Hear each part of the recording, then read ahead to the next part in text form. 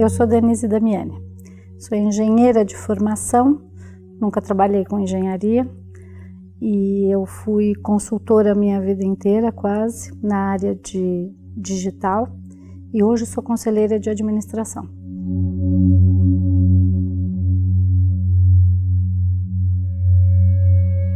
Quando eu fiz engenharia, eu tinha feito colegial técnico na área de programação, anos 70, então em 76 eu já programava. Não existia faculdade de programação ou de sistemas. Para a gente fazer sistemas, que é o que eu queria fazer, tinha que fazer ou engenharia, ou matemática, ou física, alguma coisa na área de exatas, para depois você fazer uma pós ou uma extensão em sistemas. Hoje já existem muitas faculdades, né?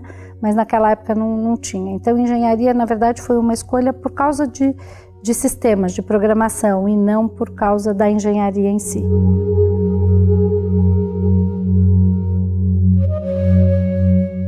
Eu cheguei no mundo da tecnologia por causa do colegial. A casa dos meus pais, eu morava ali perto do Bradesco, da Cidade de Deus.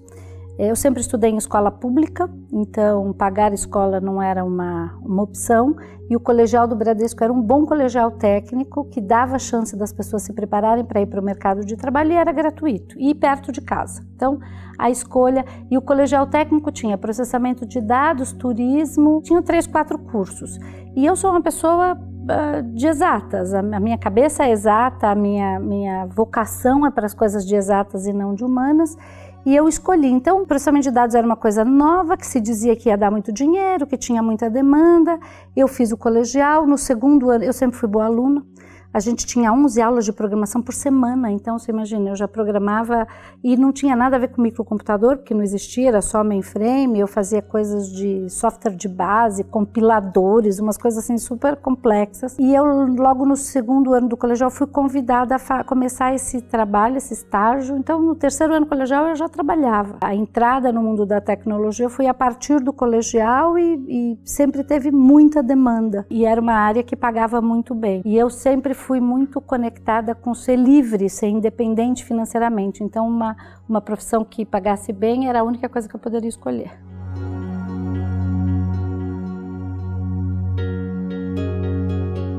No início da minha carreira, quando eu era técnica, vamos dizer assim, né? Que eu trabalhei no CIT, trabalhei para a IBM, trabalhei para Ernest Wini, que não era nem Ernest Young no início da minha carreira, no próprio Bradesco.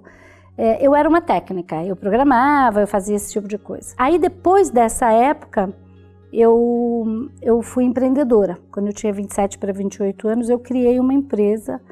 Eu olhei, fiz conta e vi que existia uma oportunidade no mercado importante. Ainda não existia internet, imagina, nessa época. Meus filhos não existiam ainda, estou falando de 1988, por aí. Eu comecei a olhar que a gente ia ter uma necessidade enorme de poder fazer atividades bancárias fora das agências. Porque eu ia nas agências, olhava aquela fila, quem é jovem não viu isso e nem sabe do que eu estou falando, mas você tinha que ir no banco para poder pagar um boleto, você tinha que ir no banco para fazer tudo, e era um caixa, e você ficava na fila do caixa horas. E eu comecei a olhar aquilo, eu me lembro bem do dia que eu pensei isso numa fila de caixa, eu falei, gente, isso aqui não é sustentável. Isso aqui não vai dar para ser assim para sempre. Microcomputador já era uma coisa razoavelmente começando e eu falei, isso aqui vai ter que mudar. Fiz umas contas, cheguei à conclusão que ia precisar da população inteira do Brasil para ser caixa de banco para poder atender toda a população. Era uma coisa que era impossível. Então eu pedi as contas, peguei o dinheiro que eu tinha da rescisão e investi em desenvolver um software para microcomputadores.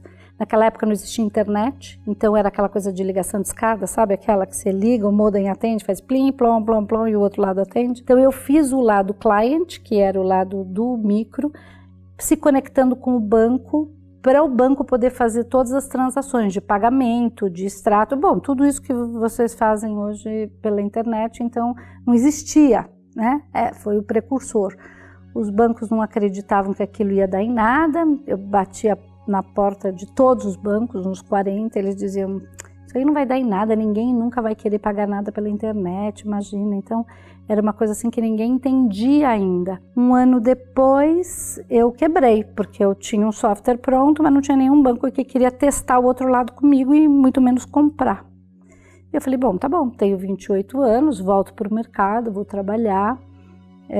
E aí um amigo me disse, não, eu gosto dessa ideia, eu vou te emprestar outros 70 mil. Eu tinha botado 70 mil dólares, ele me emprestou os outros 70. Ele falou, se isso der certo, uma hora você me repaga. E eu voltei nos bancos, eu falei, eu sobrevivo mais um ano. Não queria mandar a equipe embora dos desenvolvedores.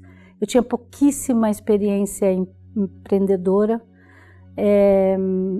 tinha nada de mentoria, tinha ninguém para me ajudar. Minha família não é uma família que veio do empreendedorismo, meu pai sempre foi funcionário, executivo a vida inteira.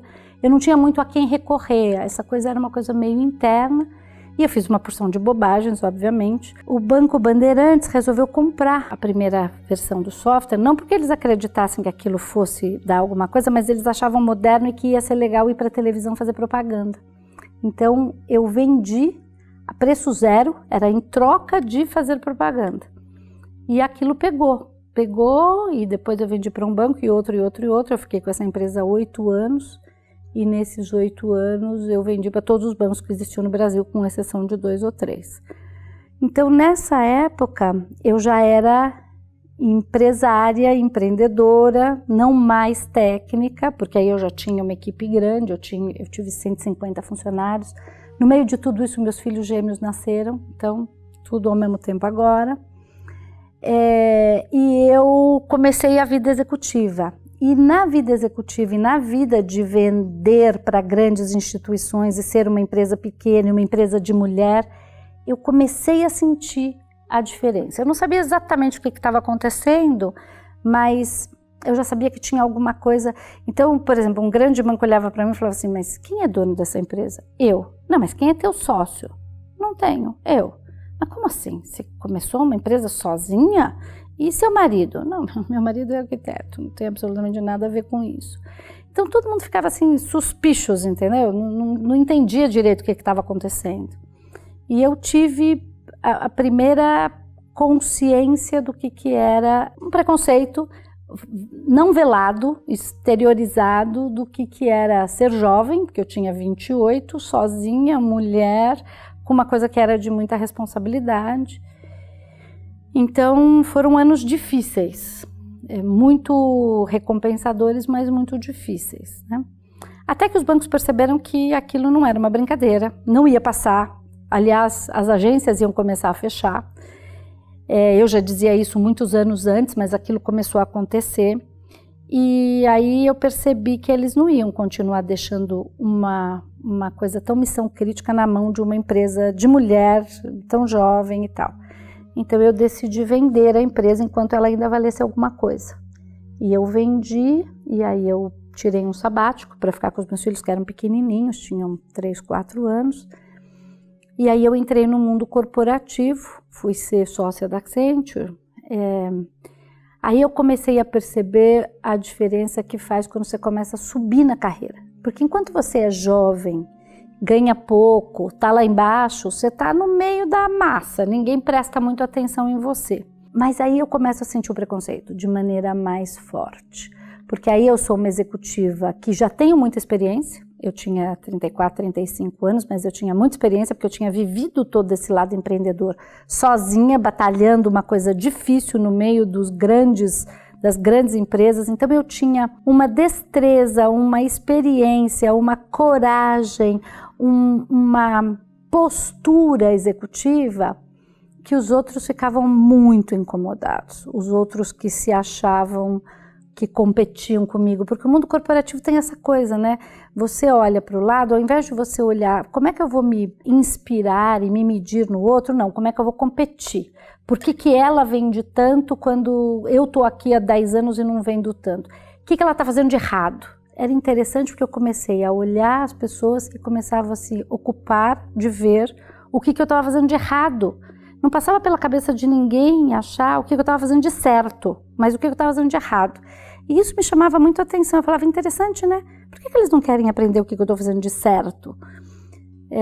Então, essa coisa do preconceito, ela vem conforme você está mais alto na hierarquia. Não vem quando você é muito júnior, na minha experiência.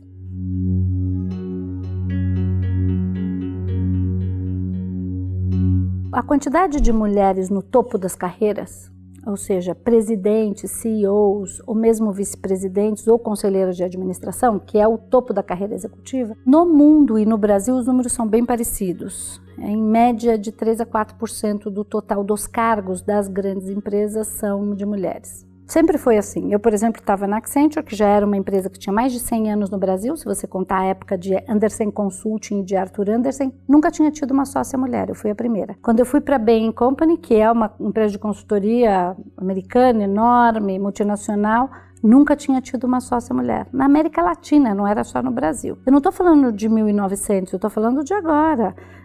No Itaú foi 2010, então... Nós estamos falando de uma coisa muito recente, que tem muito pouca mulher que sobe. E esse sempre foi um tema que me chamou atenção. Quando eu virei sócia, eu comecei a olhar, da Accenture, né? Comecei a olhar para o lado e falava, cadê as mulheres? Por que elas não estão aqui? E eu comecei a fazer muitas perguntas. E as respostas que vinham eram sempre as clichês. As mulheres não querem, porque elas querem ter uma vida mais tranquila, porque elas querem ter filho, elas querem casar. Elas não querem subir na carreira. Eu dizia, que interessante, né? Por que as mulheres não querem? E eu comecei a perguntar isso para todo mundo que caía na minha frente. As minhas funcionárias, a Accenture no Brasil tem mais de 10 mil funcionários, metade é mulher. Então tinha lá uma quantidade de gente enorme para eu fazer essa pergunta. Tanto para as mulheres como para os homens eu perguntava. E é interessante ver como é que são as respostas. E eu colecionei essas entrevistas empíricas, né? Eu fazia as perguntas e aí eu comecei a perguntar para todo mundo. Eu fiz isso aí. Mas essas histórias começaram a me dar os porquês que isso acontecia. Tem muito viés inconsciente, tanto no lado das mulheres como no lado dos homens. E eu comecei a ouvir aquilo por muitos anos. Mais de 10 anos eu coletei essas histórias. E um dia eu fui chamada para fazer um TED. Era 2012, acho. E este TED, eu conto um pouco do que eu descobri. E esse TED foi visto pela Sextante, que é uma editora, e que me chamou para fazer um livro. E aí saiu o livro.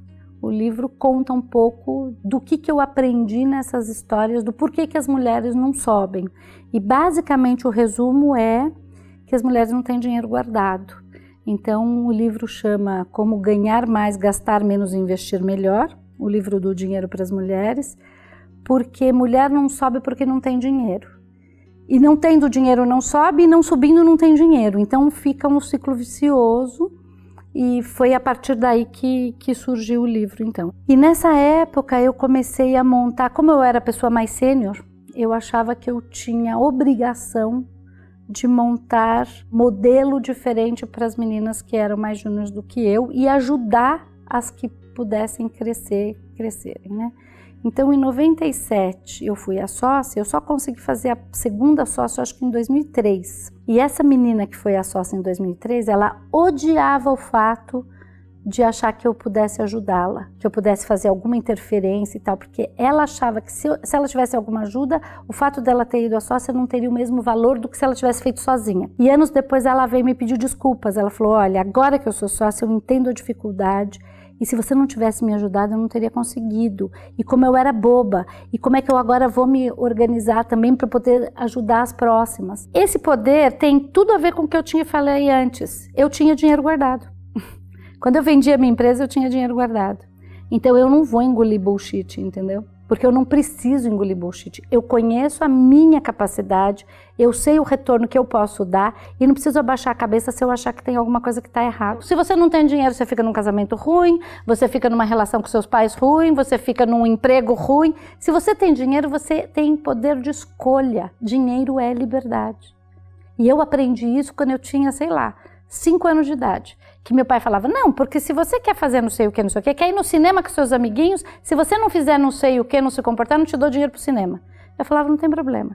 Eu fazia tricô, vendia tricô e tinha o dinheiro para poder ir pro cinema. Então meu pai me explicou, pelo lado contrário, que quem dá o dinheiro tem o poder de decisão. Eu falava, não, aqui o poder de decisão é meu, então eu tenho que ter o meu dinheiro guardado.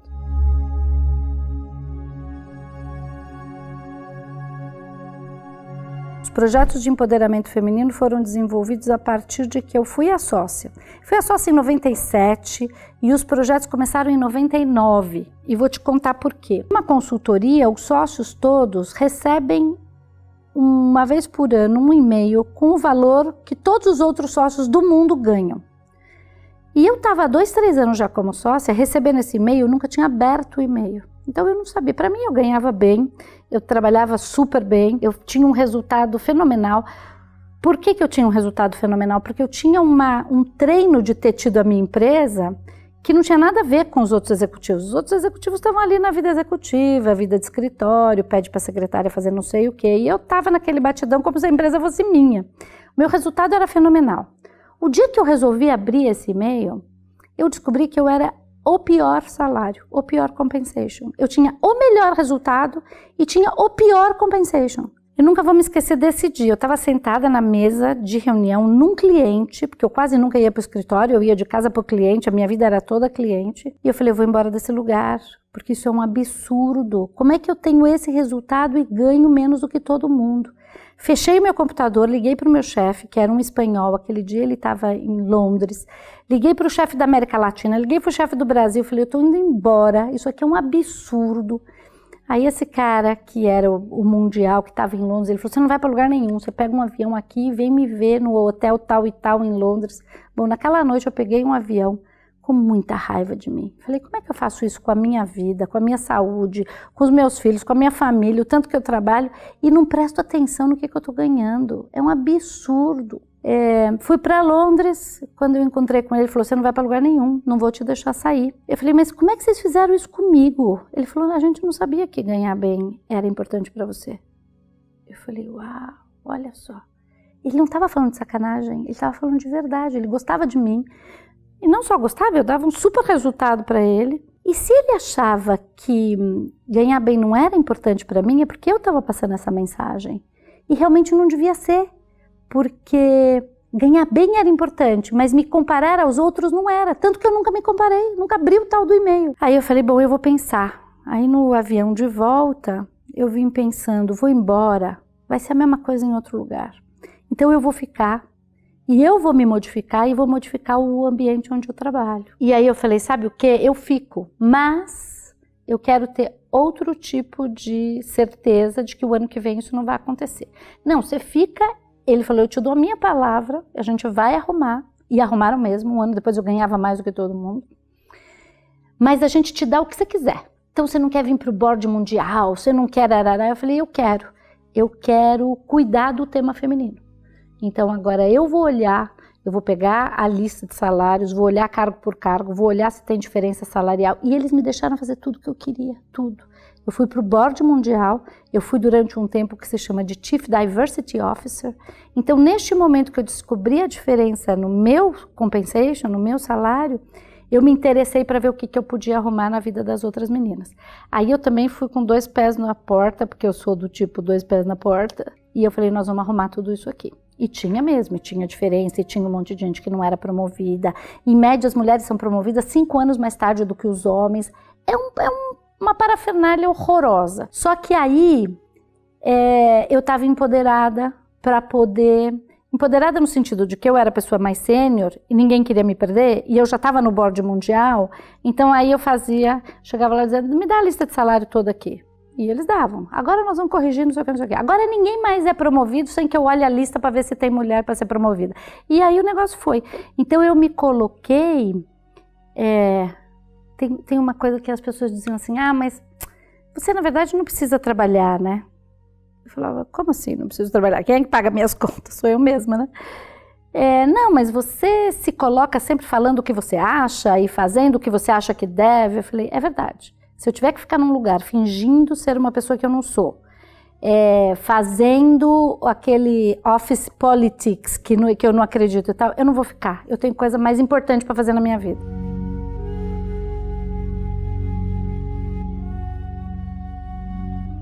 Eu me aposentei do mundo corporativo, tinha chegado aos 53, 54 anos.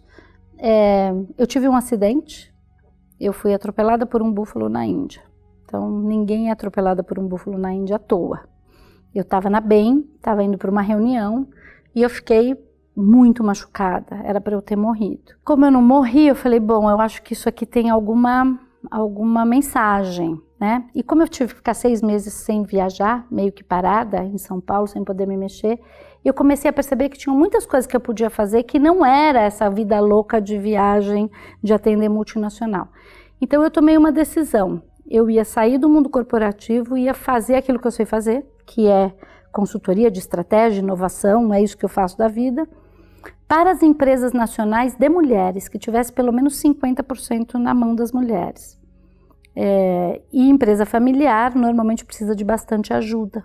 Então, foi isso que eu comecei a fazer, lentamente, porque eu fui saindo da BEM, eu trabalhava um dia a menos, depois 2 dias a menos e 2 dias a menos, e fui criando a minha consultoria. Eu sou de espírito empreendedor, então isso para mim, eu ter uma empresa por trás, que me dê um nome, que me dê uma segurança e tal, é nice to have, mas não é obrigatório. Eu não sou do tipo que tenho medo. Talvez por isso, porque eu tenho uma confiança na minha capacidade de trabalho e tenho um pé de meia guardado.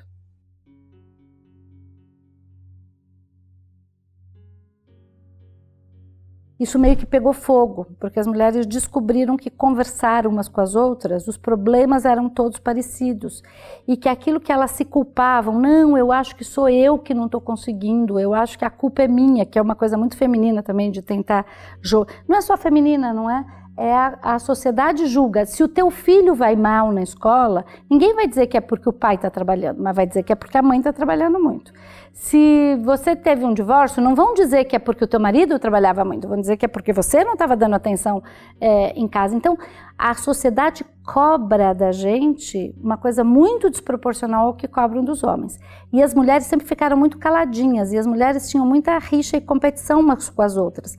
A hora que elas descobriram que isso era propositadamente armado por um mundo que não queria que a gente se unisse, aí o negócio pegou fogo.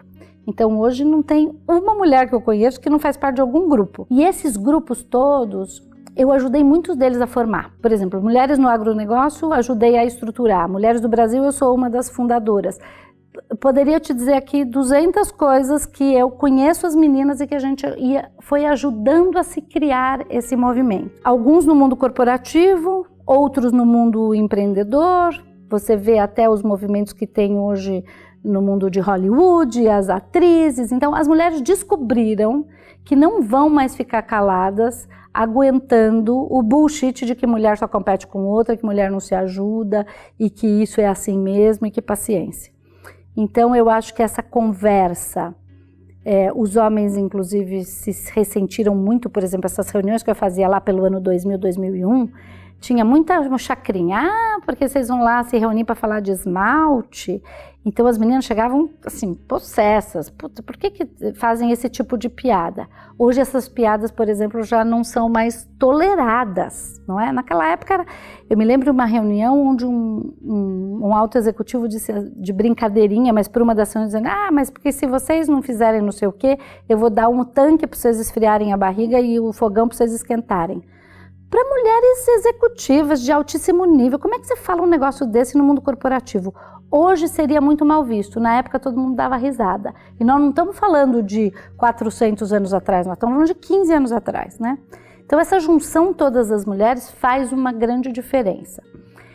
Efetivamente a gente consegue diminuir esse gap? Muito pouco ainda, muito pouco. Então eu acho que a gente tem um awareness, uma presta atenção muito grande, mas de efetivo eu acho que a gente precisa avançar.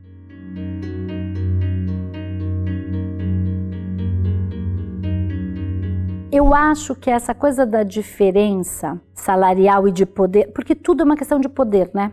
Ninguém está brigando por ter 50% de mulheres na força de trabalho, porque quando você está lá embaixo, como eu te disse, ninguém se importa muito com você. Quando você começa a ter poder, poder quer dizer ganhar mais, quer dizer mandar nos outros. E os homens não estão muito a fim de dividir o seu poder com 100% da população, se eles podem dividir com 50%. Se eles só tinham que competir com 50% da população, agora competir com 100%, eles acham que é uma desvantagem, é meio sacanagem. Então, eles são os primeiros que não vão facilitar isso. Eu aprendi isso com o presidente da Accenture, o presidente mundial. Um dia eu estava numa dessas reuniões de board, ele falou, se vocês sócias não mudarem a situação das mulheres na empresa, ninguém vai mudar. Não fica esperando que os homens vão ajudá-las a ter mais poder não, porque é uma questão de poder e ninguém vai te dar. Você já viu alguém chegar aqui e dizer assim, olha aqui querida, tenho aqui poder para te dar, vamos lá, vou dividir meu poder com você. Não vai rolar. Então os homens sempre tiveram poder, pelo menos nos últimos séculos aí, né, nesse nosso patriarcado, e não estão a fim de abrir mão. As mulheres, por outro lado, foram treinadas a se preocuparem com outras coisas, que não poder e dinheiro. Porque se eu for boa moça, se eu fizer tudo direitinho, se eu me comportar, se eu não deixar criar atrito, se eu organizar as brigas, alguém vai cuidar de mim. Que era eu lá atrás, achando que eu estava cuidando do cliente, fazendo faturamento, cuidando da equipe, e alguém ia cuidar do meu salário. É mentira. Ou você cuida de você ou ninguém cuida de você. Então o problema das mulheres não é um problema dos homens. Os homens estão no papel deles, o problema das mulheres são as próprias mulheres. As maiores machistas que eu conheço são mulheres, não são homens. Então eu diria que o que a mulher tem que enfrentar hoje é uma cultura e um outro lado que não vai facilitar a vida dela, mas muito mais do que isso é uma coisa interna que ela não facilita a vida dela. Então, ela se conta histórias de que alguém vai cuidar de mim, se eu fizer tudo certo, eu não preciso me preocupar com esse lado de poder e de dinheiro.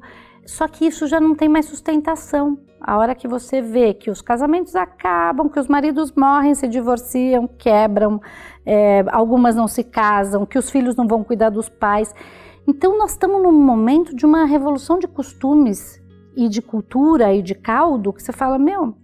Tudo aquilo que me prometeram, que se eu fosse boazinha, alguém ia cuidar de mim, eu tô vendo que não é verdade. Porque olha, minha mãe, minha avó, minhas amigas, minhas tias, minha cunhada, minha sogra, não sei o que, tá lá, tá sozinha, tá sem grana, o marido divorciou, não deixou nada para ela, ou morreu, gastou tudo, os filhos não sei o que.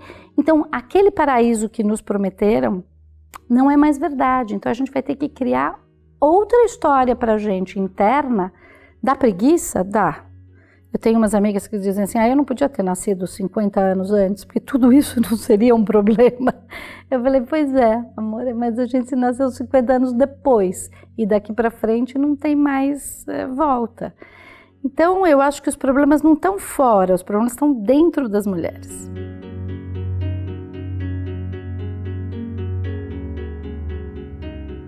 Eu sou muito feliz de ter feito a carreira que eu fiz.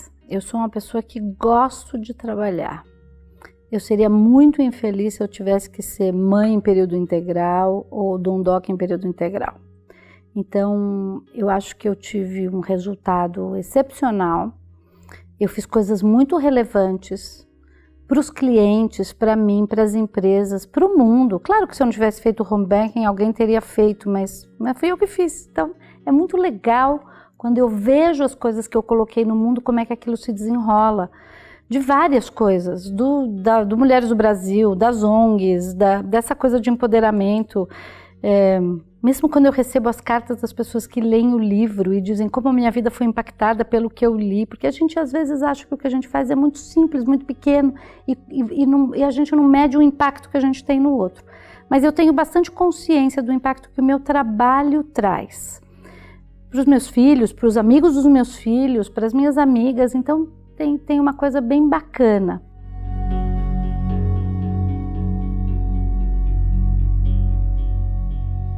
Eu não sei se dá para fazer alguma coisa de diferente, sabe? Porque esse equilíbrio, ele é teórico. Esse equilíbrio não existe. Alguma coisa você tem que abrir mão. E eu acho que eu abri mão de maneira consciente daquilo que eu queria abrir mão, né?